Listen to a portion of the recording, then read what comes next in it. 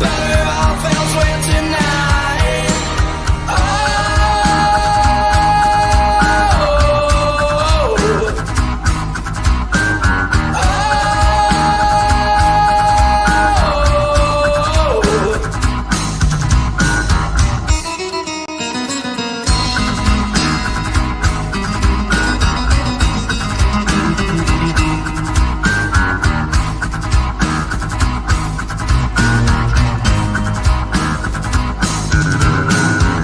Grab your pitchforks and start your fire. Grab your loved ones and run for your lives. There's a witch among us and she must be found before she burns this whole place to the ground.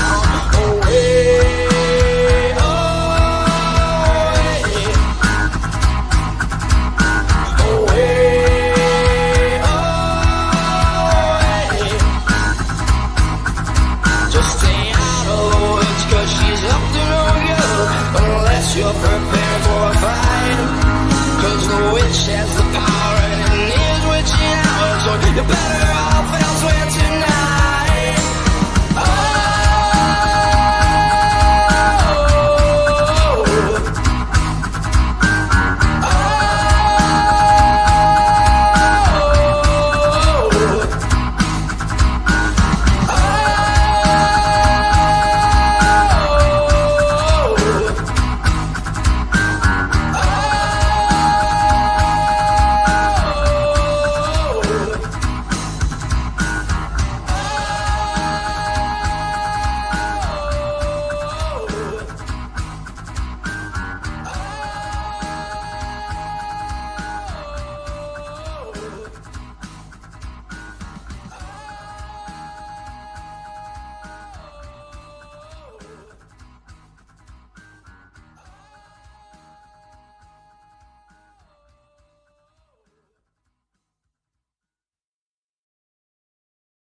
Ladies and gentlemen, welcome to the Off the Grill podcast.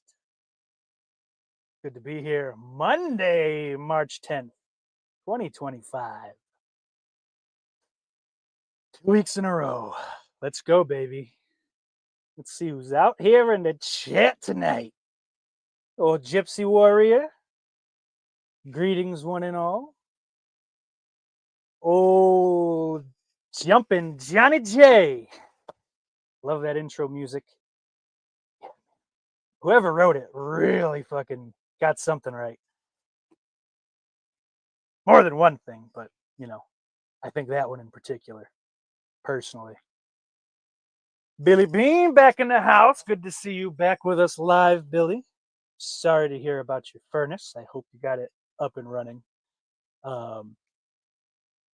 Like I said last week, it's cold till at least mid-July in Wisconsin. So, Gypsy says it's great to have you back doing shows regularly, Sauce. And Gypsy, I have to agree with you. I really have no choice.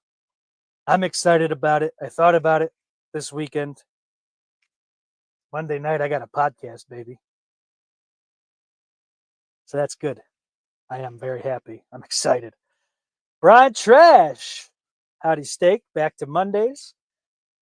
And I think it's going to be back to Mondays. Like I said, other than occasions where, I'm out to the movies a little late.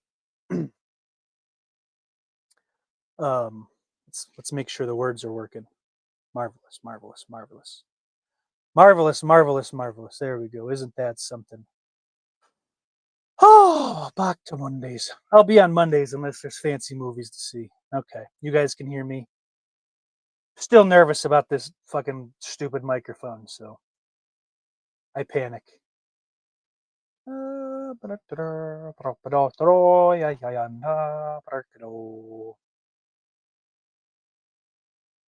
shout out! Oh, Daniel Shine in the chat. Daniel Shine of Flesh Wound Features. If you happen to not be subscribed to them, and I don't know why you wouldn't be, you'd head on over there. Oh. Why, thank you, Brian. This is courtesy of Fright Rags. Dan says, Steak is thinking of a savage Jewish joke as we speak. Savage Jewish. Doesn't that mean Israeli? I don't know. I'll move on. Hello, Brenda. I miss you as well. Ben Grimm in the house. Jesus Christ, I feel like I'm having a stroke. I can't click the right comment. What are you going to do? Good to see me back too, Ben. What a fucking douchebag thing to say. Wow, I'm an asshole. Good to see you, Ben. I'm glad you're here. Gypsy says, hopefully nothing Nazi-ish. That's not my style. You guys have nothing to worry about there. Don't let the bald head fool you. Billy says, I'm trying to get by with space heaters on 3 levels of the house. Can't wait for the God damn. Do you ever try to just make a huge fire outside and funnel some of that heat in? I think that's sort of a real thing. I've seen. Matter of fact, I'm pretty sure I've seen some of these fucking backwoods houses that have a whole, a wood stove outside that's fucking pumped into the home. I've never been in one of these homes. I don't know if that's actually how it's working, but that is my assumption, based on really nothing. Just childish imagination, I guess. Literally the worst fucking time of year to be without heat, too. As Dan kind of said. What's up, Jamie? Good to see you. Hope you're doing well. Holy shit. Christian Hanahara over at Planet CHH checking in. Says, hey, Sauce, the guy who made those Revenge of the Living Dead comics told me he has some spares. If and when I get them, I'm going to make sure you get one. That is the fucking coolest thing I think I've heard this year. 3 months in, I think that's saying a little something. Fucking A, Christian. That would be cool as shit. I appreciate you thinking of me either way. Oh,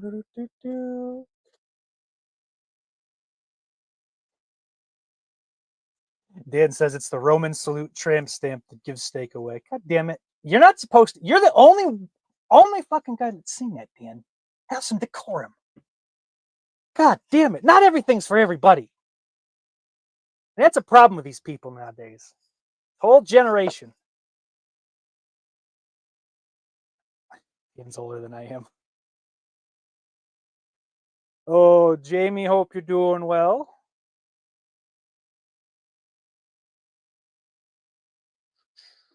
Alrighty. Anyway, Christian's Gary. Oh, fuck Gary Smart. He made the. At least he's one of the fucking 2 guys that wrote that big retrospective book. I like Gary. Well, I appreciate Gary. I don't like Gary because I don't know Gary, I guess. That'll be cool as shit. Gypsy says, just because Hitler stole Caesar's salute, we can't do it anymore. What kind of world is this? And that's nasty. Oh, yeah. Jamie! I can't be showing people this tramp stamp. Dan saw it by accident. I was showing him my asshole. I was presenting for Dan. Oh. Billy says Steak gonna start wearing his boots and braces next episode. That's not gonna happen. I can't do that. I can't fit in a boot. I didn't have a joke there. I'm gonna cancel the show. I'm out of ideas. I'm kidding. Oh, I'm kidding. I don't know. Not a whole lot's been going on the last 7 days. Peacocking, that's another word for it, Ben. I watched some movies today at the old theater. Shout out Regal Cinemas. Hey, speaking of cinemas, we're gonna detour here because I'm wondering if anyone else got a free year of AMC Premiere. It's it's not the A-list thing. It doesn't give you money. Oh, Dan asked. Cool. We'll get there. But it's the one where you get extra points towards your shit or whatever. So it's there's some weird. I don't fucking know. I don't get it. But you get points towards $5 rewards, and I think there's Oh, shit. Christ almighty. I lost my train of thought. That's not good. I have dementia. That would suck if that was true. Anyway, back to where I was going. Whatever the fuck that AMC thing is, I was just curious because apparently there was some kind of class action suit, and I was a part of it because I didn't say I wouldn't partake. So, um, yeah. So I don't know, but I have it. I have yet to use it. I don't really care about it. But I'm just wondering because I think I got an email for it. And all right, that's fake. That's absolutely fake. I'm not clicking a link. I don't care. And then all of a sudden, I think I got emails from AMC going, "Hey, this is your updated account," or whatever the fuck it was.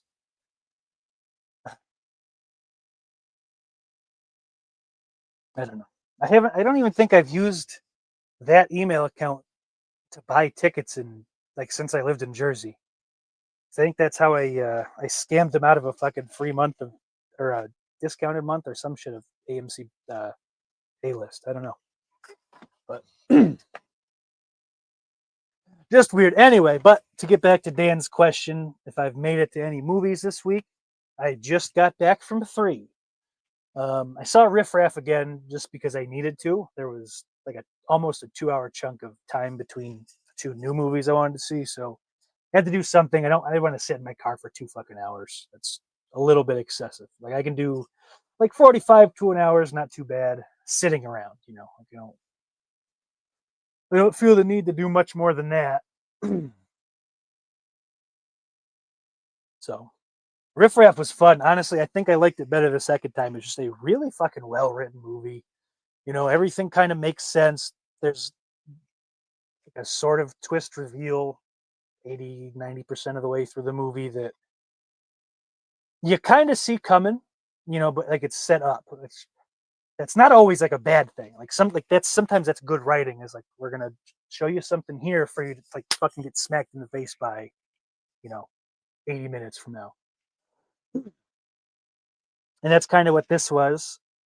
It's violent in the right measure for something like this. It's funny throughout. Jennifer Coolidge is the standout for sure, um, but like Ed Harris is great. Bill Murray, that's one of his best performances to me, in anything,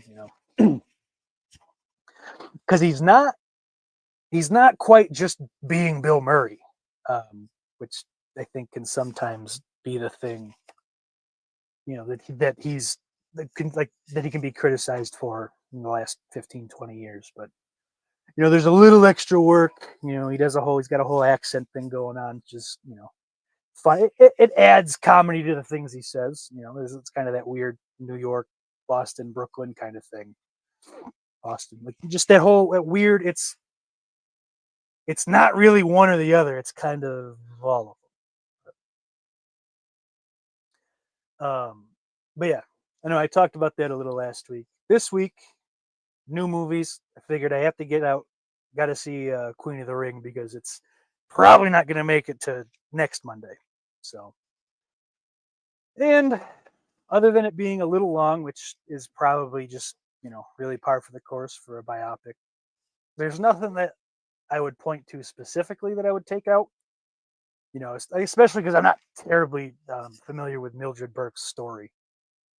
Other than kind of recognizing the name as like a trailblazer. Like I guess I had heard Cornette say it in the past, like after it was said in the movie. I'm like, oh yeah, of course. But like I didn't realize she was like the first woman athlete to make $1 million, which is nuts. So it was a very good movie. That it was cool to see like Naomi and Mickey James for a brief moment, who apparently played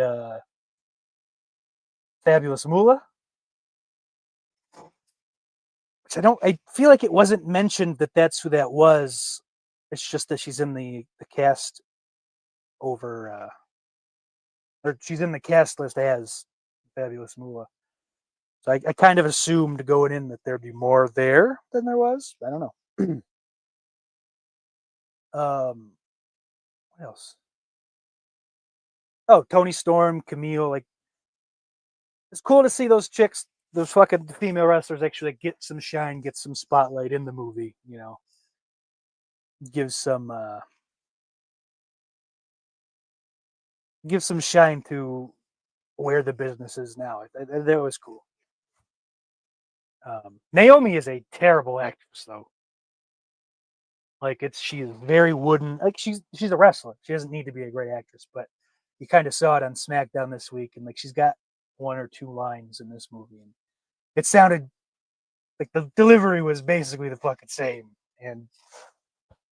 But like, Camille's great in it. Is it? It's Camille, right? Not Camilla. Camilla, Camille. Ugh, can't do a fucking Cosby at all. Squeeze me with your thighs, Camille. That's not that bad. That's not good either. We're gonna move on. Yeah, but Mickey James was easy to spot even from behind. Holy shit, that gal. Still got a fucking caboose on her. In the best way. All due respect. You know, I don't want any smoke with Nick Aldis. I think he's doing a terrific job as well. But it's a good movie. You know, what's his face? It's one of the yuppies from American Psycho's in it. I don't know his name. Yeah. You know, like, there's a lot of fucking suspense, and like, I got into it, and it's a little Scott Hall shout out too, that I don't know, I was mad at first, but I'm like, nah, it's kind of fucking cool. You know, it's just a little tribute to him. I don't know. You guys, I guess, as people see the movie, you'll have to let me know what you guys think, because it'll be evident right away. Like, I was kind of like focused on other shit as this was happening, and like, I snapped to him. Whoa, wait, what's this? I know this. But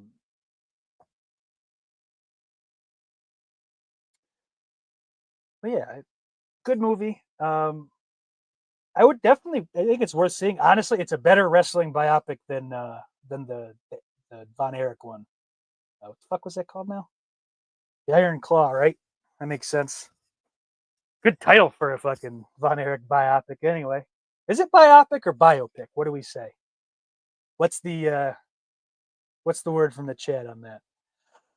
And then the other movie I saw, Riff Raff, was in the middle, as I said. I saw The Rule of Jenny Penn, which, like, when you say that name, like, when you say that title, you do kind of want to do it like an Irish thing. It's like, you know, like when I heard Jeffrey Rush like speaking what I assumed at first was kind of like a British accent. Certainly what, like, but then you see like all the Maori, like the Pacific Islander guys and the older people, but takes place in New Zealand. Didn't know that going in. Doesn't really matter, but awful lot of fucking Samoans in Ireland was something that I thought quickly. But I don't know. Once that confusion was out of the way, it was a good little slow burn of a movie. I did like it. I certainly can't say that I loved it. John Lithgow was fucking tastic in it, though. Creepy as a motherfucker. He's got these little prosthetic teeth, like the fuck, denture prosthetic, whatever the fuck you'd say. I don't goddamn know. I'm having a mental freak out. I don't care. But, and I swear to God, he's got contacts in too, because his eyes just weren't right. I mean, maybe that was CGI or something. I don't know, but it wasn't anything like completely like weird, and it was just like a little, like, maybe Uncanny Valley's the right thing, but they were. I don't even know if he has fucking blue eyes in. I should fucking find that out, because I mean, if he just has blue contacts, and type in blue eyes, asshole. That'll find you what you need. Christ. Yeah, okay. He does not have blue eyes. So that's all it is. They gave him blue eyes in the movie. And it makes him fucking just really look like a freak. It's a fucked up movie. Never thought I'd see a hand puppet get its asshole licked.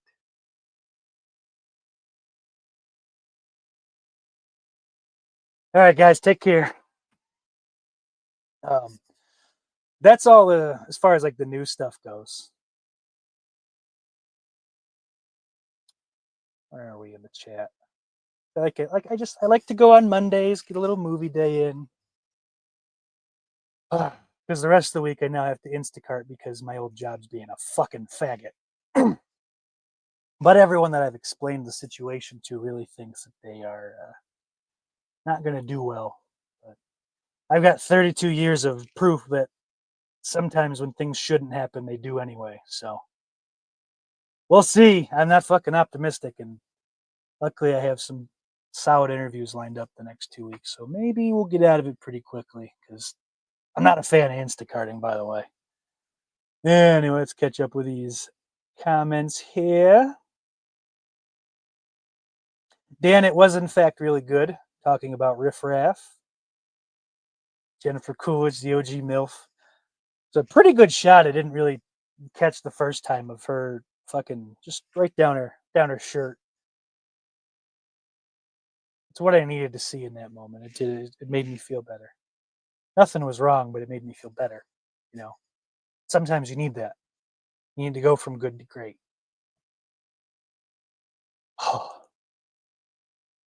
Dan says, I have been holding out hope. Maybe the next American Pie she'll let the puppies out to play. Oddly enough, Dan, you know, I usually give you a lot of shit for your taste in women's ages, but that's one. Yeah, I'd be on board for sure. Good golly. And Gypsy mentioned Riff Raff from Rocky Horror Picture Show, which I've never seen, may not ever see. We'll see. I have so many to watch.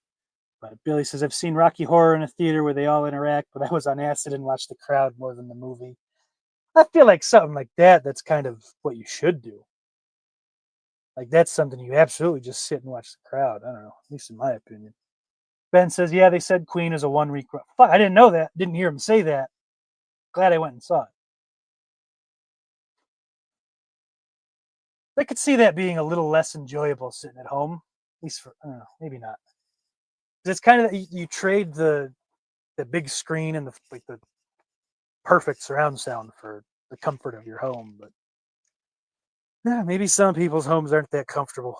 So, what are we going to do? Dan says, I wish I saw Queen of the Ring in the Lost Lands. So luckily, I happened to check out Brad Jones's review on, I think, Mickey 17, In the Lost Lands, Queen. No, hold on. I don't know if you saw Queen of the Ring. I think I just decided I was doing it anyway. The Rule of Ginny Penn, and maybe, I don't know, that Spooky Zoo movie or whatever the fuck. I don't know. Whatever that was, whatever the rest of them were. That is what kind of solidified for me that I was going to absolutely skip In the Lost Lands. It looks bad. Like, it looks like they only had the budget to use the fucking program from Event Horizon. So, you know, it's green screens, but 1997 era CGI. Also, I heard a lot of it didn't make sense. Half the time it's like some fucking like medieval what's that gay Dungeons and Dragons show on HBO? I don't care. With George R.R. Tolkien or some fucking slob. And other times they're just wearing like Nikes and aviator glasses. I don't know. It's kind of conflicting tone. Apparently Batista and what's her face there had some chemistry. I'll catch it if I fucking come across it for free. I'm not gonna waste my time in the theater on that fucking shit. Precious little patience for fucking guys walking around doing this.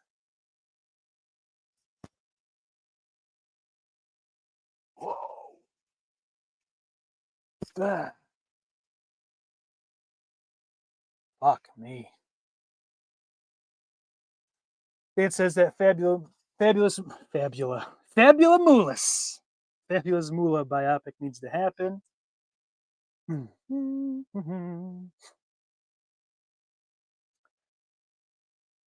Dan says, I'm curious if Naomi can play an effective heel. She just seems like such a nice person, and I don't buy it. I don't buy it, but it's a lot because the acting is just bad. Like, I don't know. Like, John Cena's a nice enough guy, like, whatever. I guess it's his persona. He's too famous to really be a nice guy, I guess, anymore. You know, like, he's fucking teetering on Dwayne Johnson levels of cult of personality. Oddly enough. Yeah, I agree. You know, 2/3 of that little program Friday was very compelling.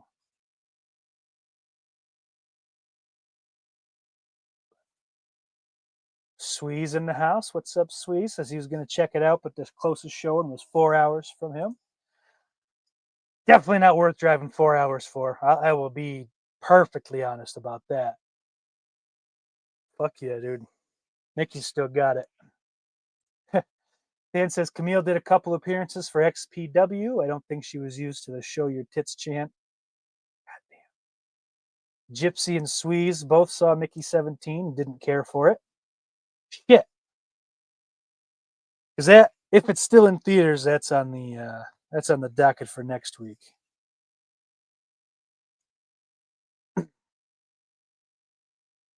So we'll get there. Sweeze is crying over the Iron Claw.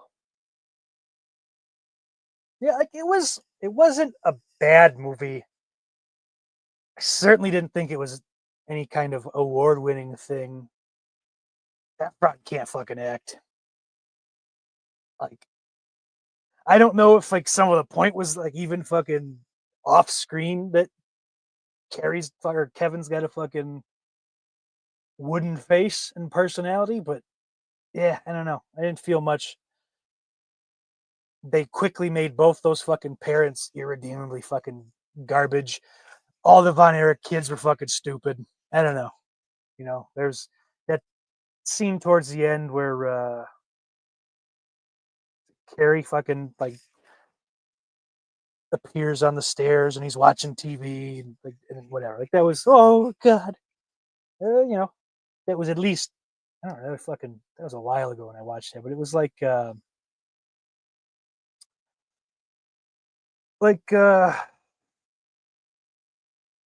know, suitably tear jerking, I guess. Billy says, I remember it was fun. I think he's telling this is Rocky Horror Show still. I remember it was fun. Didn't go bad, and everyone knew I was tripping because it was obvious. So they didn't mess with me. I just had fun. It was set up by some gay friends, so most of them were gay druggies. Well, those are the good kind of gays. Those are the real gays. So I like that.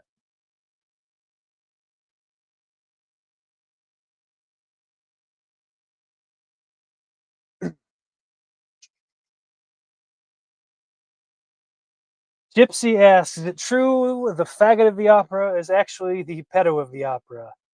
I don't know that. I would assume it is true. But because I know he still does watch, I mean, fuck, why wouldn't he be here? Everyone is here. Oh, see, I know he's here. The faggot of the opera.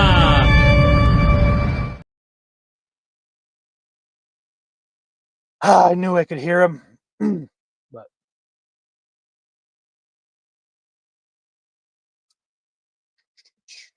let's see where I was. I need to get back to where I was. Skibby dibby doo doo hoo hoo hey hey.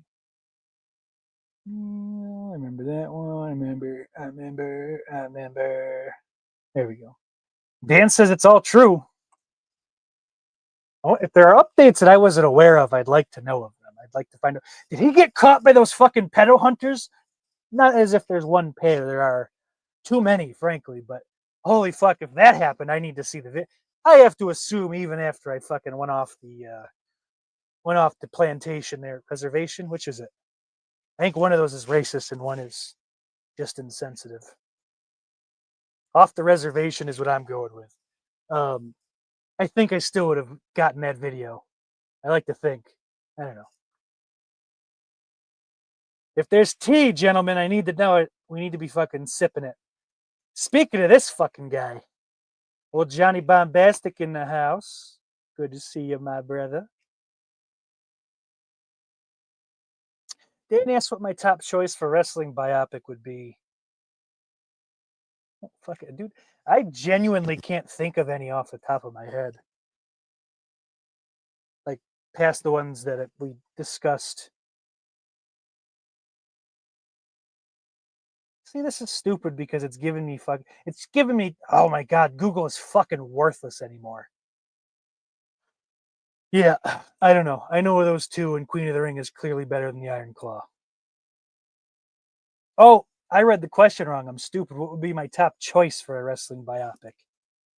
I don't know because I don't really like biopics. I think, honestly, I would just pass on anyone making one. Like, most of those, like the music ones, all get fucked. Like, Walk Hard ruined them. From what I've heard, are they just like they didn't make many after Walk Hard? Like, I think someone was fucked. There was a podcast talking about this recently, but like after Walk Hard, they didn't make shit till like Bohemian Rhapsody, I think, and there were like fucking 3 or 4 that year, and I don't know. I think now they're shoving them out for different people. And they're just doing it's the same formula still. They're just all right. Well, they've forgotten about that movie because we don't do comedies anymore. Holy fuck! I just unwrapped the conspiracy. They stopped making comedies, so people would forget about Walk Hard, and they can go back to their stupid little music biopic. Boom! I'm sick of that word. That's double guns is cocksucker. That's gonna get me fucking booted, isn't it? I'm on to you, Hollywood. Anyone here that has a YouTube channel, start making videos. We got to pass this around. We got to get this going. Because there's a reason they want these biopics made. I don't know what the reason is yet. We're getting there, folks. Folks, they don't want me to tell you this. Dan says surviving family is an issue for that. Oh, Chris Benoit, yeah. Because Gypsy offers up Chris Benoit as a possible wrestling biopic. And honestly, fuck Chris Benoit. Fuck Chris Benoit. Like, you can separate the art and the artist, kind of. Like, you can watch the matches. You're not going to fucking praise the guy, you know. As much as I'd like to. He did a lot of fabulous shit, but fuck him. Fuck him. He doesn't need a movie made about him. He needs to fucking sit and rot. No Hall of Fames. No fucking movies. If he's in a fucking other movie, I think if he's pretty important to the Eddie Guerrero story, you make it sort of him, kind of. Fuck Chris Benoit. Honestly. Like, the more I think about it.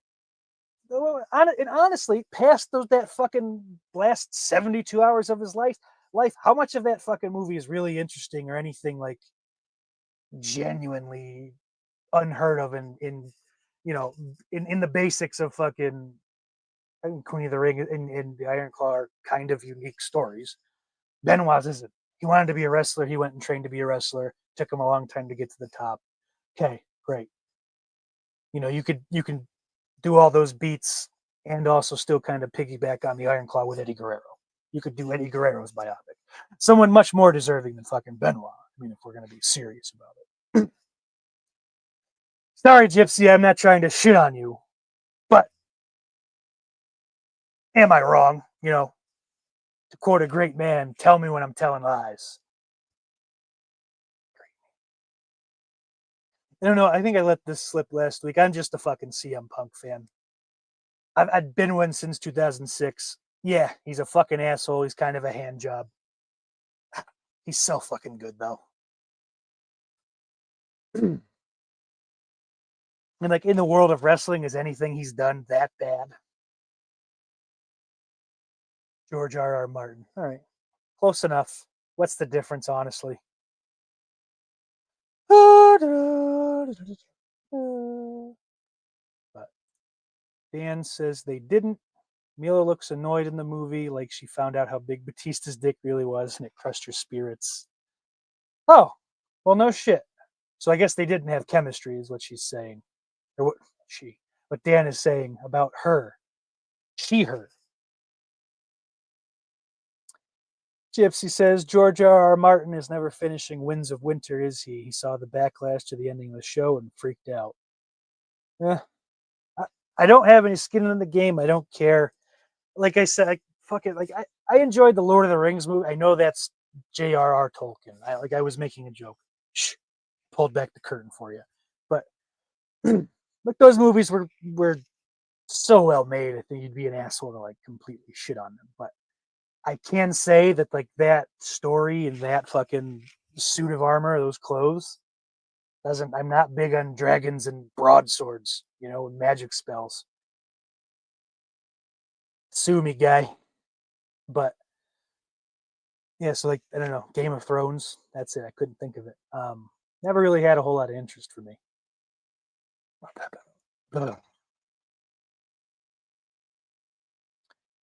That Billy says if theaters were closer, I might go more, but I got to drive 60 miles one way to get to a theater with more than 2 or 3 screens, so it becomes a thing. If the movie sucks, and it's a year before I go again. Yeah.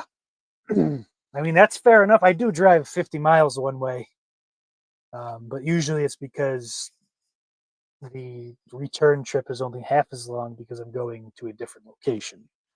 Or the initial trip is half as long for the same reason. So whatever that is, but then that's also why I have that fucking pass and I go to as many as I can fit in that day.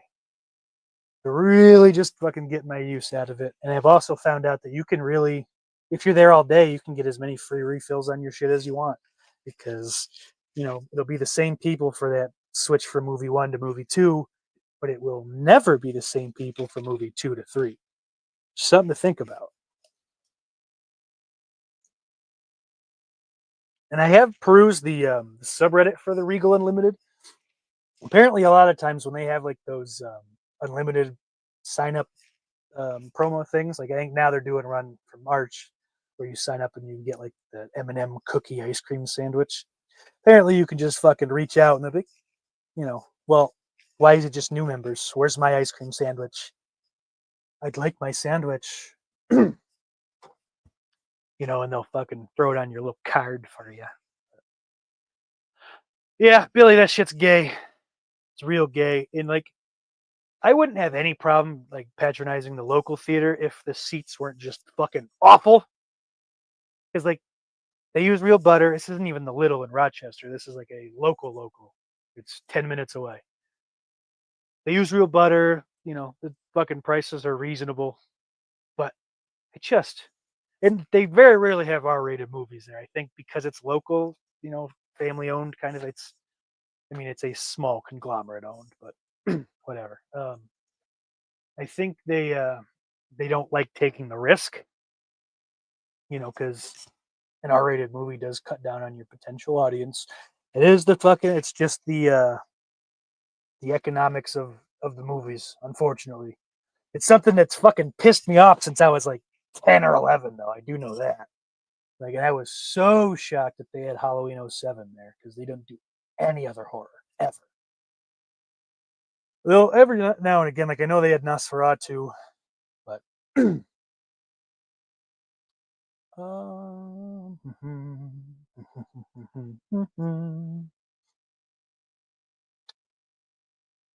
but that's where Jonathan Bombastic says the guy that got to play Flair was a fucking insult. Can I tell you something? Like that happened early enough in the movie that I do think that kind of checked me out a little bit. I kind of went, okay. Like, it isn't hard to get a good Flair impression because it's not a hard impression to do. Get him to look kind of like Flair and just make sure he can woo. And actually woo, because he didn't even do the woo. It was like a woo. I'm Ric Flair, and you're going down, Buster. Woo. It's a little Fez Whatley nature boy almost. Cliff Booth in the house says Stifler's mom is way better than Feruza and her bony tunnel. Her pelvis is bumpier than a decorative autumn squash. Rest in peace, Ray Liotta. Billy, oh, how I missed the opera.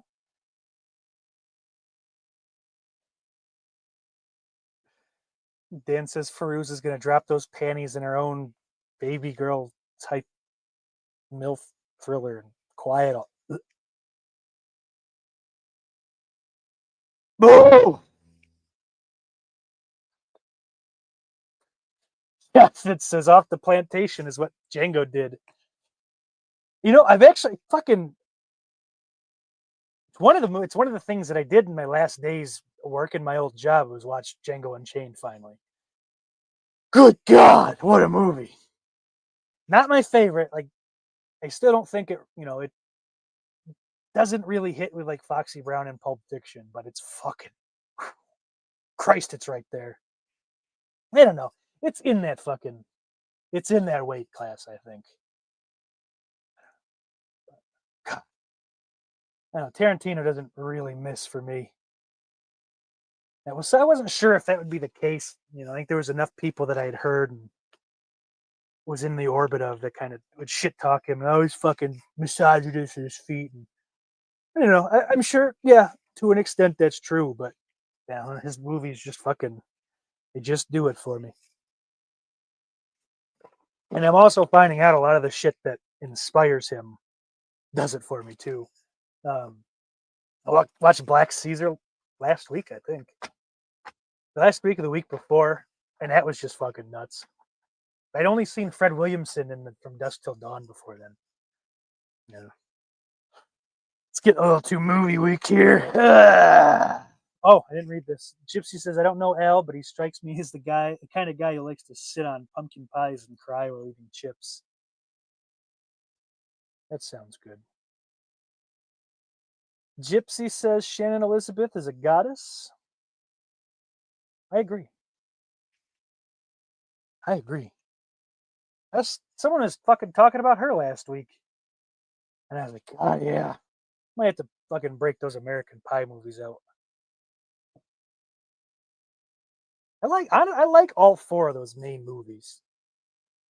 American Pie 1, 2, Wedding, and Reunion.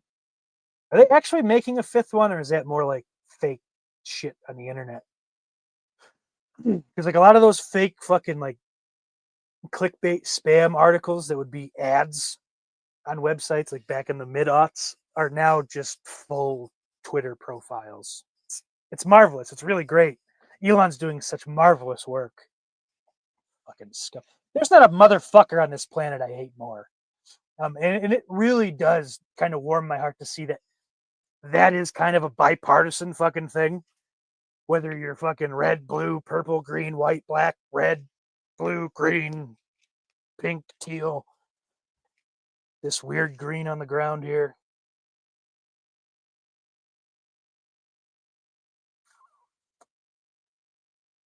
Just a hateable fucking cunt. And he's ugly to look at. In just like the most egregious way. Dan says an Iron Sheik biopic would be fun. Maybe. Like, it's almost like it's too much fucking tragedy to even care for most of them. I don't know, maybe, you know what? Thinking about it, someone like Dallas Page or Kevin Nash might actually be interesting. Randy Savage would be pretty, you know, because like Savage has the fucking the baseball dream, you know, he's got the wrestling family, I'm sure the fucking that feud, IWF. I don't know, whatever it is, whatever that the PAFO organization and then the Jarrett organization, the Memphis territory or whatever. Like that's interesting. And then the fucking, you know, the come up of you know, the Macho Man, and I don't know, like, and it's just kind of a tragic end though. Kind of tragic and sudden, and I don't know. I ain't writing the movie, so I don't have to care. But I think maybe that's something that there's some meat on. The Eddie Guerrero one, I think, does kind of write itself pretty well. You know, tragic as it is. Who else did I just say? Oh, like Dallas Page started late. You know, was fucking just a whole New Jersey upbringing, and then going into like the Jersey strip clubs and shit. For me, is super interesting. And then the transition and that fucking kind of organic rise and the I don't know. You don't have to go through a lot of the wrestling, honestly, but like, and then that fucking just the way his wrestling career kind of fizzled out in TNA, you know, and then just DDP yoga and all the fucking people he was able to help, or he's has been able to help so far because he's still doing it. Kevin Nash's would be cool. Again, it's the same kind of thing. Like there's a different career path. You know, he's got his fucking basketball career, getting kicked off of that team. He signed to Tennessee, he was going to play in the NBA in all likelihood. Maybe not be like fucking an all-timer, but that trajectory was there of, being able to make some amount of money. He blows his knee out. He goes to the fucking military. That's interesting. And again, he's got a little strip club fucking magic in him too. I quickly get in and out of that. The wrestling thing is great. Unfortunately, his son passing away, but, would be compelling. Now, is there any fucking chance in hell he lets that happen while he's alive? I don't think so. Unless he had complete control over it, in which case it would have to be made for probably $100,000 maybe, unless he says fuck it, he's got no one to leave the money to, save enough for his wife in case he does go first, which is probably likely, unfortunately. I don't know. And then he just spends every last cent other than that making it. I don't know. Oh, Drew in the house with the worst opinion you'll see this evening. He says, Your Highness is greater than Walk Hard. Your Highness isn't greater than fucking Velocipaster. All due respect, Drew. Dan says, Bohemian Rhapsody glossed over the insane levels of depravity Mercury was known for. Doesn't surprise me that he was known for it and that he was also, that it was glossed over, because Hollywood, baby, we can't tell them what we're up to. But yeah, I didn't see that one, and that was prime AMC A-list for me too. I don't care. I don't really give a shit about a biopic. I don't know. And it's kind of crazy because unfortunately it seems like they very often win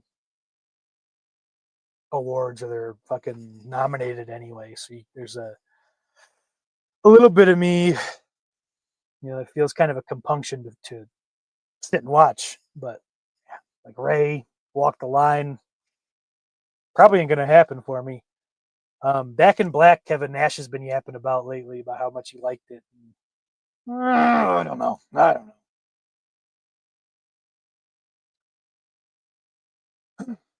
Dan says CM Punk can get me excited for any feud he teases. I absolutely agree. Gypsy says I was watching In the Name of the King by Uwe Boll. Is that how you say that? He's got a fucking... I don't think I've ever heard two people say his name the same. Like, I think I've heard Uwe Ball. Uwe Ball. Like, it's like 3 or 4 things that are put here, there, or wherever. I don't know. I know fucking nothing about him. That, like, I think apparently his reputation is making just shitty movies constantly. That's definitely a blind spot. Gypsy, it's okay, Sauce. I get it. I was thinking maybe if you make a movie from inside Benoit's head, you could make it pretty trippy. You could, but again, I say, make it some fucking completely different thing. That's really you're the only one that knows it's actually Benoit that you've written about. I don't know. Like fucking Mick Michelson, the Canadian neckbreaker.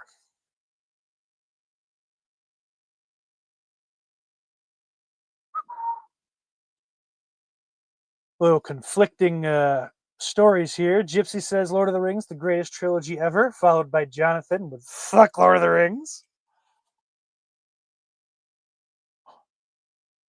Dan says if a Benoit movie happens, I want to de-age Danny DeVito as Kevin Sullivan. I want to de-age Danny DeVito as Chris Benoit. I think Kevin Sullivan needs to just be Jack Nicholson de-aged now. Like just fucking as fat as he is. And you know what? He was at SNL 50 and I've heard he's like fucking nuts. So I was shocked to see him there. Like I thought he stopped going to Lakers games. Because he was kind of like not like he was all the way gone, but like that he's basically like sundowning, I guess, like the in and out shit. But yeah, I don't know. But that he would be a pretty great Kevin Sullivan, I think. He could do a nice little Boston accent in there. Golly. Maybe Gypsy and Jonathan are gonna fight. Let's see if that happened.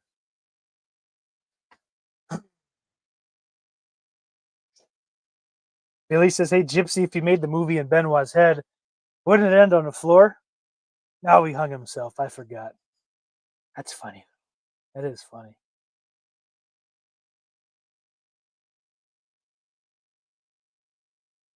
Drew says, wow, of all the horror films to make an exception for, they chose that boring-ass Robert Eggers movie. Boring? That movie is not boring. It's a beautiful, enjoyable film. Now, it's not fucking... I mean, it's not Shakespeare. You know, it's not an all-timer. Wasn't the best of 24. Boring it wasn't. It was a nice little movie. Really, nothing more, nothing less. Like, I'll say Robert Eggers doesn't do a whole lot for me. You know, he's fine. Like, the movie looks nice. The Lighthouse looked nice. I haven't seen anything else, in fairness, but I genuinely didn't like The Lighthouse. It took me 2 tries to finish it. Maybe I'm dumb. Who knows? I think we all got a pretty good idea. Dan says there's a wrestling urban legend that a physical photo exists of a drunk Ric Flair with a dick in his mouth. Jonathan says probably Robert Fuller's dong. I can see that. That's absolutely, I mean, that's that group of males that really thought that was the funniest thing. Gypsy says Inglourious Bastards is his favorite Tarantino. It's hands down my least favorite of everything I've seen. And there's, I don't know, maybe 5 that I haven't seen his whatever half of that Grindhouse thing is his. I think that's Drive Angry. No, not Drive Angry. It's a fucking shitty Nicolas Cage. What is it? It's whatever you fucking people know what it is. I don't need to know everything. God damn it. And whatever the fuck that with Kurt Russell is. I haven't seen that. I haven't seen Kill Bill Volume 1 and 2 since I was, I don't know, whenever they came to fucking DVD. I think we rented them from Hollywood Video, but I genuinely don't remember any of it.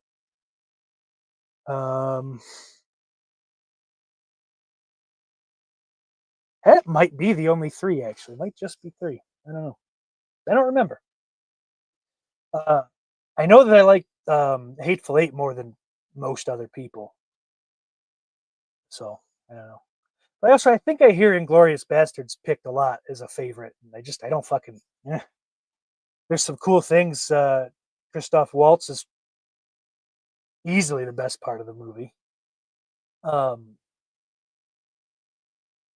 What's his face? Eli Roth sucks.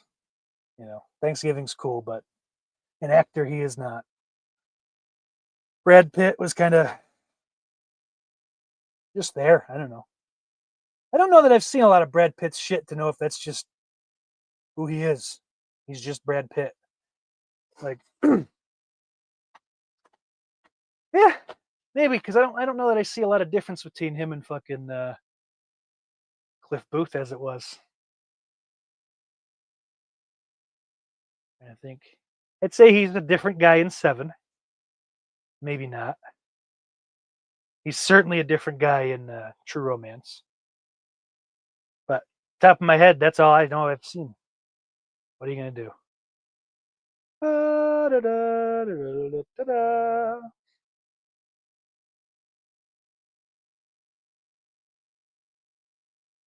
Cliff Booth says, Jesus, I'm way far back, aren't I? Way far. Oh, way far back, boys.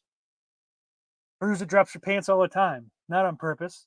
It says that she's so malnourished and she can't afford a belt. They just kind of fall off 3 or 4 times a day. Dan's good with her dropping her pants, and for the sake of America, I hope she doesn't. The Gypsy, now good casting for a movie would be Jason Momoa as Roman Reigns. I do see that. Ooh, Dan, this is a fucking great way to finish that. Well, it doesn't finish it, but I guess you just kind of, I don't know. I think, what if, is that fucking, what's that like meme picture right after he died of him, like, he's like in heaven fucking dropping the elbow. Was it on Jesus? Because if you do something like that with him just looking up in the clouds or whatever, his Lanny's like sucking his own dick, something like that might be nice. But that's a nice little piece to wrap up kind of the post WCW of it all. Maybe touch on the rap album and Spider-Man. I don't know.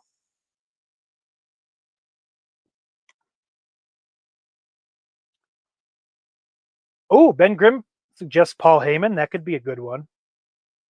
Yeah, I like that one too. He says he had an interesting life before he got into wrestling. He worked for Studio 54. Again, it's a unique story. It's not just he wanted to be a wrestler. He trained, he became a wrestler, did weird things, and then, fucking like, it's kind of like the wrestler did any kind of wrestling biopic better than, anyone's going to do one. So there's got to be some kind of uniqueness to even Bob, which is why, as much as they didn't like Iron Claw, I see the point. All those fucking deaths, that's probably the biggest family. That or the Hearts are the biggest wrestling family, like one kind of tight nucleus of a family. But as that Samoan stuff is not totally real, all of it. But yeah, Heyman's got a lot of interesting things. Plus, he got into wrestling. He was on the younger side, through all of that kind of shit. ECW is, I think, important for wrestling history. Like, even with as much as it kind of been fucking, the legacy had been shit on and just paraded around for money. But just isn't there a sex tape of Seth Rollins out there? And no tape, just a picture last I knew, and it's not very big. Whew. Drew says, Cliff Booth, you must have been malnourished in the 2000s when slim girls were the most revered. But they have their merits. Thick girls are kind of played out to me. It's so average now. Brian's enjoying a PBJ and weed. I hope you are enjoying. This I agree with entirely. Cliff Booth says biopics need to shrink the scope of the stories they tell. Nobody has such an interesting life that it needs to be dramatized from the beginning to the end. Just take a single significant event and tell that. Absolutely fucking agree. So, and who's really stopping you from making sequels that way? I have always liked the idea of making a sequel to a biopic of someone that like dies. Who's a good one? I guess like fucking what's her face, the Back in Black, Amy Winehouse. Back in Black 2 would be fucking cool. She just fucking doesn't actually die as they're rolling her away. She rips out of the body bag and wait. I don't know. You'd have to have kind of fucking shoehorn some kind of weird crime thing that she's got to like rectify. She didn't actually overdose. It was she got fucking hot shotted because she was stumbling onto some secret. She was stumbling onto the reason why they wanted to fucking stop making comedies in Hollywood.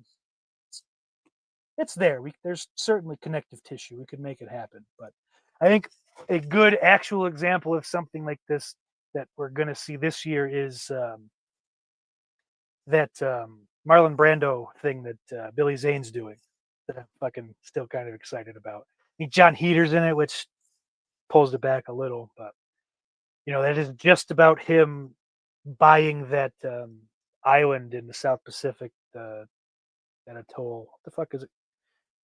The Teteroa, I think, something like that. It's a similar name to a wide receiver that's coming out of college this year. I do know that, but it is now referred to the Brando. That is, I will get there once before I die.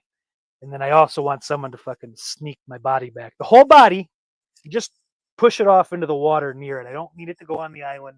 That's not fair to them. But I'd like to be put there. Yeah. But that is, and it's him building it and wanting to kind of preserve it at first, and then fucking, well, we got to make a hotel because how am I going to pay for all this? And I'm not going to get into it in depth here, but the island and kind of its creation and shit, just separate to Brando is interesting. They use just the different, we're cutting edge, I think, for the time, water purification things, to kind of help the island become self-sustaining, and because it is just its own bullshit little island thing. And I think to get to it, it's fucking, I don't know, several hours by plane, or a day or two by boat, some shit from who cares? I can't think of it. I don't know, it's French Polynesia in there somewhere, that area. Take a look somewhere. There are so many comments. I am so far behind. Dan says Ric Flair is so hard to cast. There's a fantastic story to tell with him, but I think the performance will always be off. Nah, someone's just got to watch him. They got to watch him do his sort of that weird late WCW, early WWE, his promos. Not the promos, the backstage segments, when he's talking to Arn Anderson or someone, or I think a great example would be the stupid little board meeting before WrestleMania 18. It's just him. He's talking and he's serious, but it's not him screaming and over the top, because I agree that part is going to be hard to match that fucking charisma. The Flair is one of one, but I think you could pull it off, and you have to. Unfortunately, I think there's no way to you have to. I haven't seen the whole movie, but I've seen the clips, and the guy that did fucking that Trump movie, he got a lot of the mannerisms without doing an impression. I think that's the only way to do it. The guy in the Iron Claw didn't do that, and then when it comes to the woo or the actual promos and shit, it's word for word. So just do an impression and make it spot on, or as close to a spot on as the actor can get. I don't know. That's not hard. It's not a lot to ask. Anything less is fucking lazy, uncreative fucking directing. All right, let's see. Well, Stupid Dan and Stupid Drew like Stupid Your Highness, and you know what? Hey, you're not stupid. I love you both.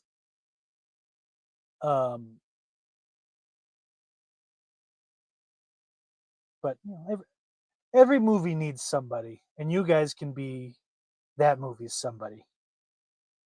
And Drew, you're lucky I love you, because this would be a one-way ticket to Boot Island. But you're just going to be. I will ignore your next comment, and then we'll be even. Also, while we're at it. Your Highness, greater than CM Punk. All right. Gypsy says I say Uwe Ball. Dan says it's pronounced Uwe. Drew, nope. I have to ignore that. Jamie says it's pronounced Uwe. Dan says now you're just turning heel, Drew.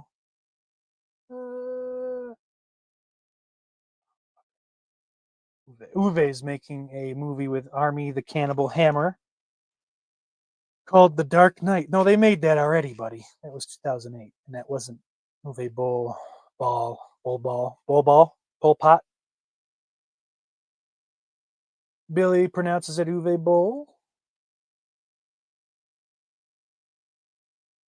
Dan says DeVito insists on doing the flying headbutt himself. All right, I'm going to just run through these comments so we can get cleaned up here. It's embarrassing that I'm this far back, and I'm so sorry. Dan's glad that Armie Hammer's returning. I don't know why. I don't know that I've seen anything he's in. Gypsy likes him too. Probably Trash actually has a decent idea. Just have Ric Flair play himself. I've always kind of thought that you can get away with shit like that. Like, movies do it occasionally. TV shows, I think, have done it a lot where they'll do like flashbacks and shit. It's just they don't even fucking try to make the actor look a little younger. They just and I think there's something to that I think would work. I think certain directors could get away with that. Certain writers maybe too. I feel like the Coens could do something like that, and people would go, "Oh my god, that's brilliant." And I also think it's brilliant, but I feel like it's my idea a little bit. So fuck off. You guys owe me $20 if you do this. 20. I'm going to count it.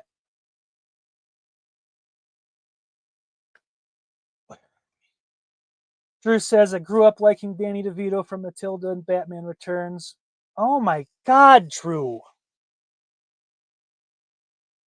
Drew.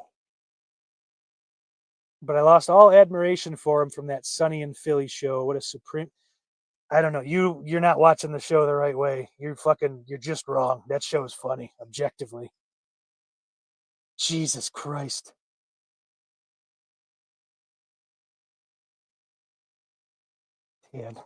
Dad. Ric Flair had to shoo away the 2 rats he had in bed with him when Reed started convulsing. Woo! Drew, listen, the convulsions were a little silly, just a touch, not as much as you and most people are saying, but her beautiful little fucking pencil eraser nipples saved it. Death Proof is what I was looking for 6 months ago. Drew says his favorite Tarantino is Death Proof. He loves it so much. Haven't seen it. I bought during October this year. It was at Walmart, the full thing, which I obviously haven't thrown it in yet, but I think it's like the full one movie then the other presentation, or at least there's the availability to do that. And I kind of when they throw the trailers. I think, is it before both of them or is it just in between? But any of that would be interesting.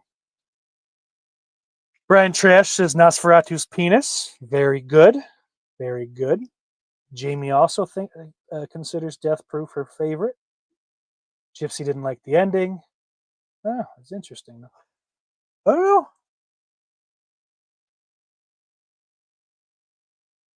know. Hands down, the grossest story I ever heard was from King Kong Bundy telling me that Flair suffered from debilitating hemorrhoids and had lower-level jobbers put on a glove to push them back. Oh, my God.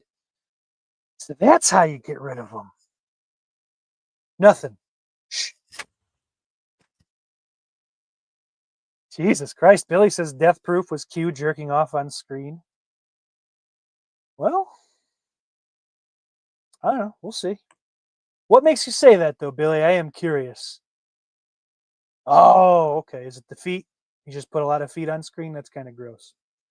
Drew says Thanksgiving is not cool. How he completely neutered his own concept and abandoned his signature extreme schlock style was heartbreaking. Well, I'm sorry you feel that way, Drew. Any movie with Tim Dillon in it will be a little bit cool. You can't disagree with that, or you make yourself a pretty big hypocrite, my friend. I win. Drew says Once Upon a Time in Hollywood is Q jerking off on screen. Well, the feet definitely come into play quite a bit there. I don't find Margaret Qualley attractive there. No, I was kind of like, her when I first heard about The Substance, and then I watched The Substance and I went, oh, it's good, Those women are both just lovely. You know what? Fuck, dude. She was in The Substance. Mikey Madison's also in Once Upon a Time in Hollywood. She was in Honora. Look at that. Q's got an eye for this sort of thing. And we all thought it was just Weinstein. Gypsy says, Billy, the first group of chicks in the movie are really cool, but the second group I just found unlikable. Oh, because Billy says a lot of meh chicks.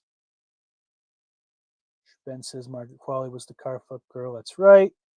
All right.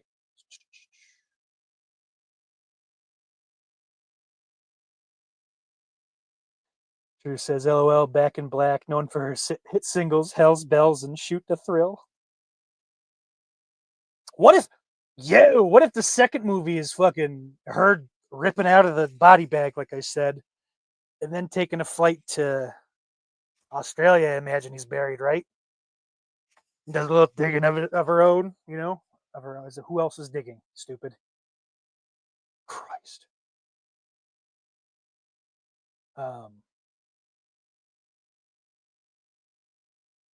Yeah, I don't know. There's something there. We can make that happen. Ben says, I'd like the last 24 hours of Anne Heche. They just did an episode on her on Little Stinkers. And that shit is interesting for sure. Like that, it's odd. Honestly, like fucking that other weird little freak out she had. I think it was like years before that last 24 hours. Where like she just showed up to some lady's house. I think this was like shortly, like she was still like a pretty big star. I want to say it was around the time Psycho came out. Maybe it was a little after that. She was kind of winding down. I don't know, but like where she just like fucking her car runs out of gas. She has to like walk miles and like knocks on some lady's door. Can I have a glass of water? Can I take a shower? So maybe there's some shit there, you know. Maybe more like a limited series, you know, not a full movie. But Gypsy like Back in Black. Says the lady turns into Amy Winehouse. Dan said the Anne Heche's autobiography is pretty insane. There's a movie there for sure. Gypsy's still convinced that the photo of Billy Zane actually is Brett. Dude, some of them are nuts. And then some of them are like, that's Billy Zane. That one's not that good. But yeah, there are probably a good fucking 3/4 of the pictures that I've seen are goddamn spot. Like it's creepy. And I don't think looking at Billy Zane at any other time in his career, I went, he's going to grow to look like Brando. Like, you know.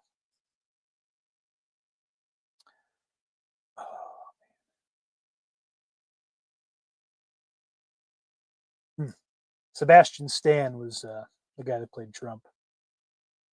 The Gypsy said, I thought Jeremy Piven as Roy Cohn deserved the Oscar.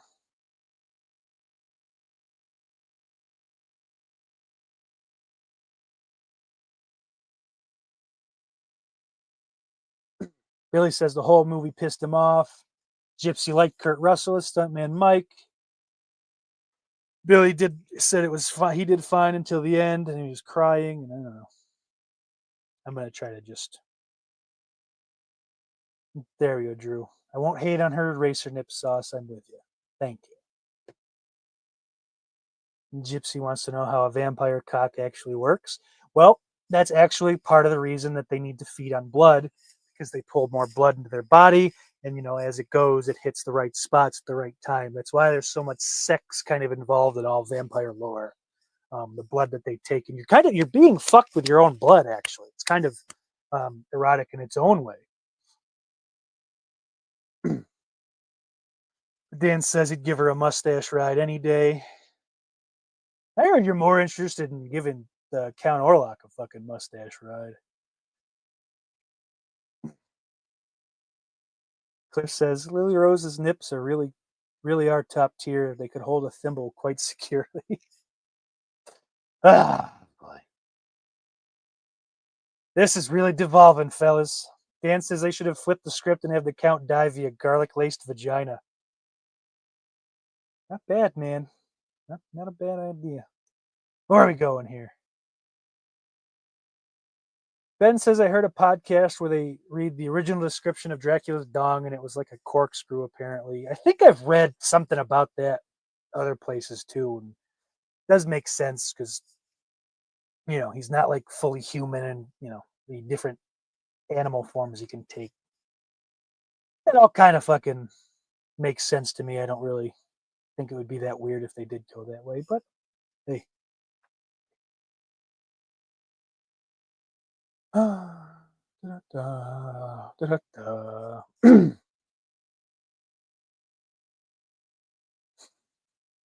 Billy says, oh God, I tried to forget Lena Dunham. I even stopped letting my family watch The Puppet Dude to forget her.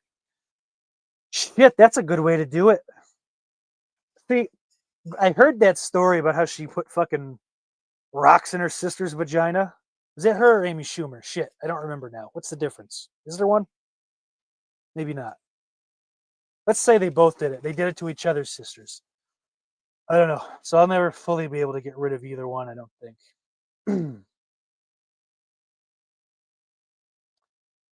Oh God. Dan says Hayes showed up naked in a random dude's yard years ago and wanted to rendezvous with an alien craft years ago.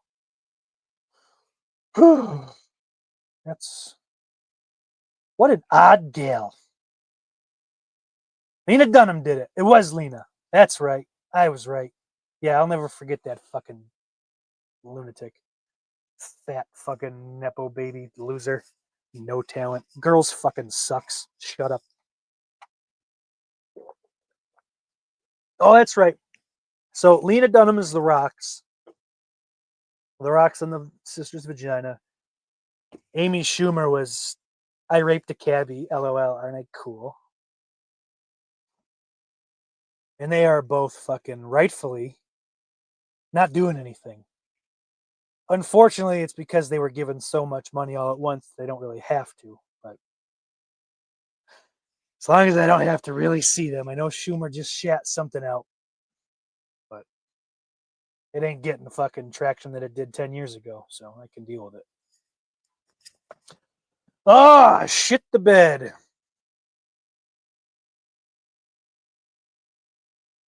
Got any other pressing matters out in the chat? Billy says Amy was a giant.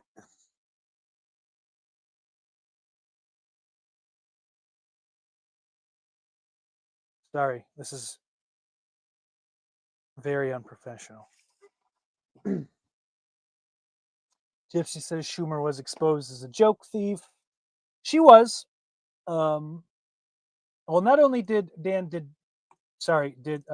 did Schumer want to be Barbie, she was actually, I think, the initial woman cast. I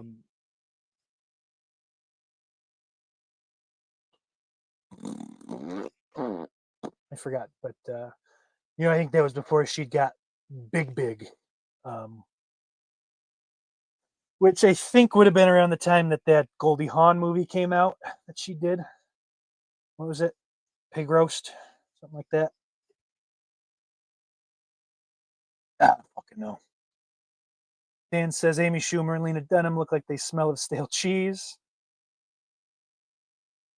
And Gypsy had stale cheese dropped in bean juice. Downs Barbie. Oh, and the movie was snatched. I don't care. Pig cunt. Pig cunts. 2 of them. Oh, boy. Billy. Dan, I was thinking the shithouse door at a tuna boat and Misty cigarettes. That's got to be some old brand.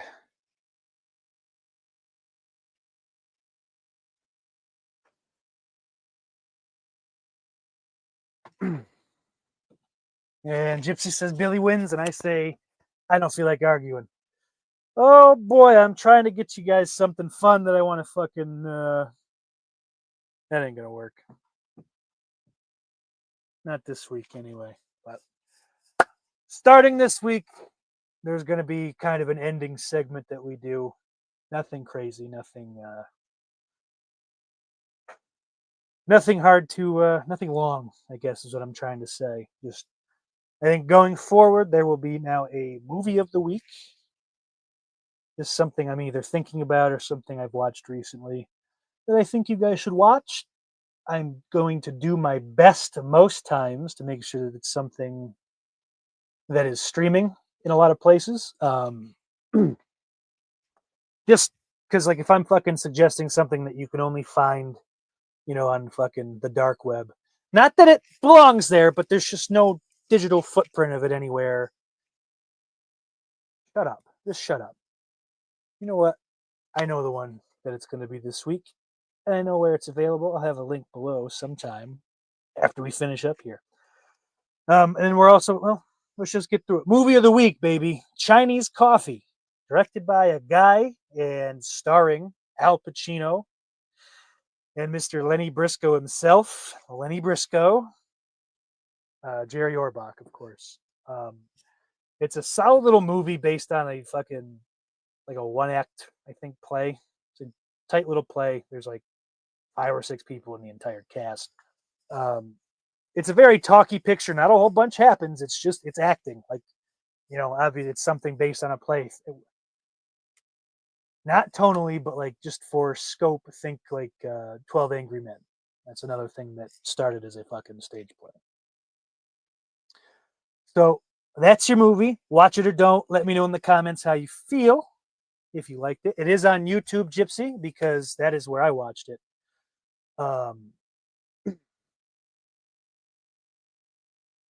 Like sometime last year. It's a nice little movie. I do like it. No. I don't think Jerry Orbach did a whole lot of interesting movies. Just, I could be wrong. I just haven't dug into more than Dirty Dancing and this one. I don't think.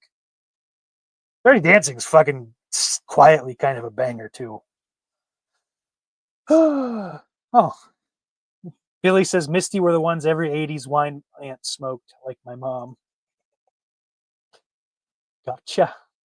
Wonder when they stopped making those fucking things. Where are we? But yeah, it is on YouTube. I'll have the link in the comment or in the show details soon after, because I know where that is. I can get to it. It's also in my Letterboxd fucking review for the movie, which is just a link. Here, I don't know what the fuck my thing is. Find me. It's not hard.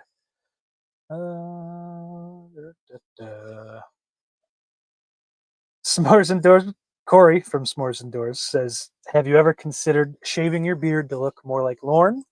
Actually, I think if you like rewind to the last couple before I stopped, they you can kind of see what that looks like a little bit.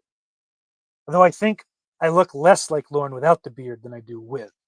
Oddly enough, I just the way I don't know. I feel like I have a huge chin and no chin all at the same time. It doesn't make sense, but I hate it.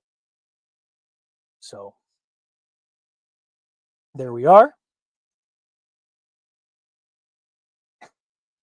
Gypsy says, I like the beard. A little shorter, though, and it'd be similar to Ethan Suplee in American History. I gotta watch that, too. I haven't seen that since I was fucking 11 or 12. Yeah. That's absolutely when I saw that fucking movie. Holy shit. Good God. Yeah, American History X was a guy. I liked it then. I do have to just fucking, I don't know. Maybe I'll go find that one when we get done here. Fuck, I was supposed to watch Mrs. Doubtfire. Right? All right. I know what I'm doing. 4 minutes, 3 minutes, 2 minutes, 1 minute. Cliff, the movie I mentioned was Chinese Coffee with Al Pacino and Jerry Orbach. Speaking of Jerry Orbach, I think all of the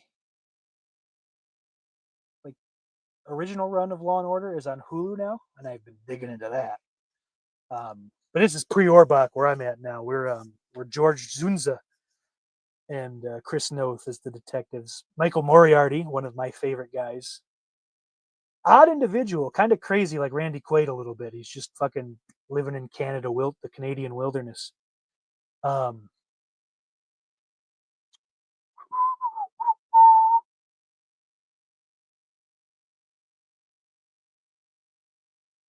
Okay, I gotta scratch my head. Where the fuck was I? Goddamn it! I was saying words. Christ Almighty! But yeah, I was absolutely 11 or 12, just because I can remember where I was when I saw it. I think that's autism, because most movies I can remember where I was the first time I saw them. Oh shit! Randy's back stateside and healthy? No fucking way! I thought all those Gene Hackman tweets were coming from the abyss, but what are we gonna do? What the fuck was I? Corey says American History X at 11 explains a lot. It certainly does, but I think to that same degree, like Nightmare on Elm Street at 7 or 8, kind of fucking explains some things too.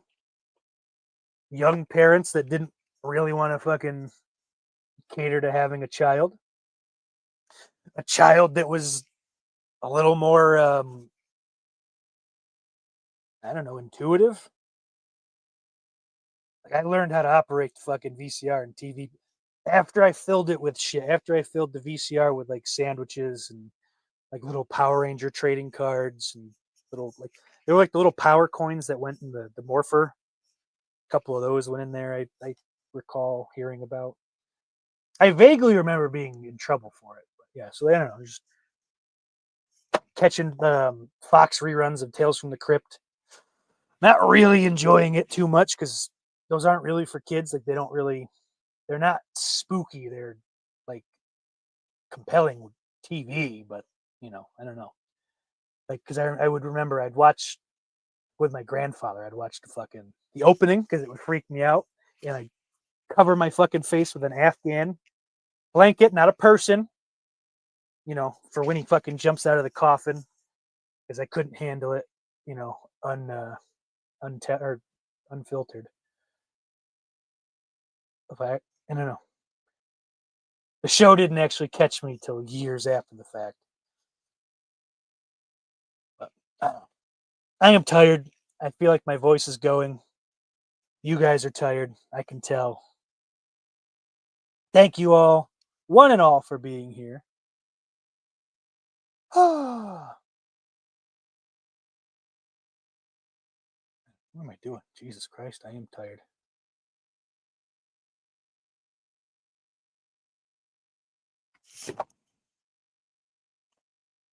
What if that was real? That'd be freaky, wouldn't it? Anyway, we'll just shout out some names before we get the fuck out of here. Dan Shine, Billy Bean, Gypsy Warrior, Ben Grimm, Corey from S'mores Indoors. Go check him out if you haven't. Cliff Booth. Woo! Click on him. Jamie, I don't want to miss someone that would fucking popped in quick down here to go back up to where I know Jamie was. Yeah. I don't know. While I'm still looking, Drew, thanks for hanging out. There's a Jamie. Thank you. Brian Trash, thank you. I did think I was going to have a heart attack in the shower before the fucking movie started, which is kind of concerning a little bit when last night I thought I was having a stroke. And this is all kind of compounded. Like fucking the stroke happened, then I watched The Rule of Jenny Penn, which is Jeffrey Rush has a stroke at the very beginning of the movie. That's what sets the rest of it up. That's not a spoiler. Like that's in the fucking synopsis. It's like I kind of watched that with a little different lens. Turns like because the only reason I didn't fucking go to the hospital or anything like that is because I smelled like a weird kind of burning. It smelled like plastic, not toast. And I figure they say toast because it does smell like toast. But why I didn't even worry about that too much is that I had just seasoned a cast iron pan at 2:30 in the morning.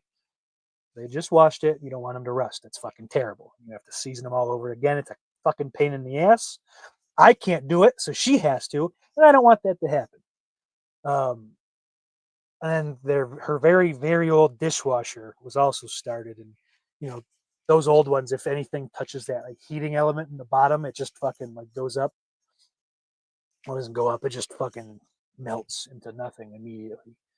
So I kind of figured it was one of those two things, but then I was having like, I don't know, my brain, it's a common thing. I told the story before. I was watching Falling Down once, and I had too much of a piece of fucking banana bread that had been hooked up something heavy.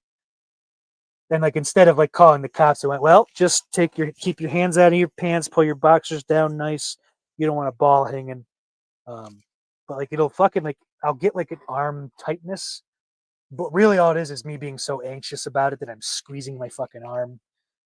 So it's nothing. And in the shower, it was an issue because the song of the week, folks, I was going somewhere the whole time, is the song that I just got into so much that I was just like fucking, I was bashing on my leg like I was Doyle Wolfgang von fucking Frankenstein.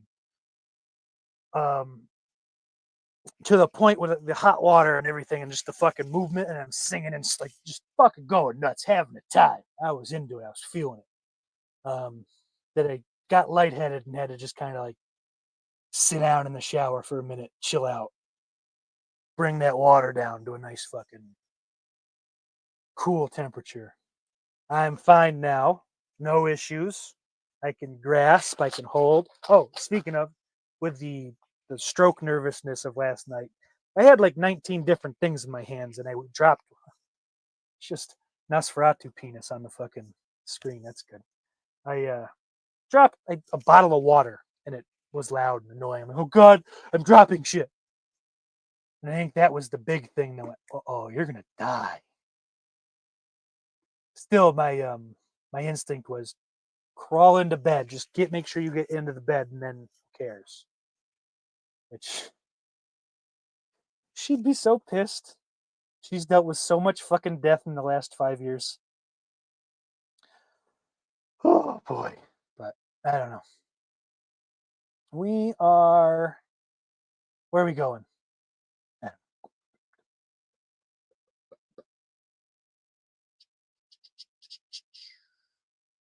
Gypsy says, Sauce, I have hypochondria, so I can relate. I always think something's wrong. Brian Trash says, I always think I'm dying, and I guess I am. That's very fucking, what's that guy's name? I don't like him that much. Everyone else does. I like Stephen Wright better. The same kind of comedian. Mitch Hedberg. I like him. He's funny. I'm not saying he's not funny. But, yeah. So we're good. I'm good. I'm fine. I was high. I was like, I had taken my nightly medicine and it hit. I don't know. I guess I didn't catch that it had hit. So I am good. Everything's nice. The song of the week, that song, Blitzkid's cover of Werewolf in London. I'll throw Spotify, Apple, YouTube links for that song as well. And we'll keep it going. I'll have both of those for you next week too. Thank you guys for being here. And until next time, Iris.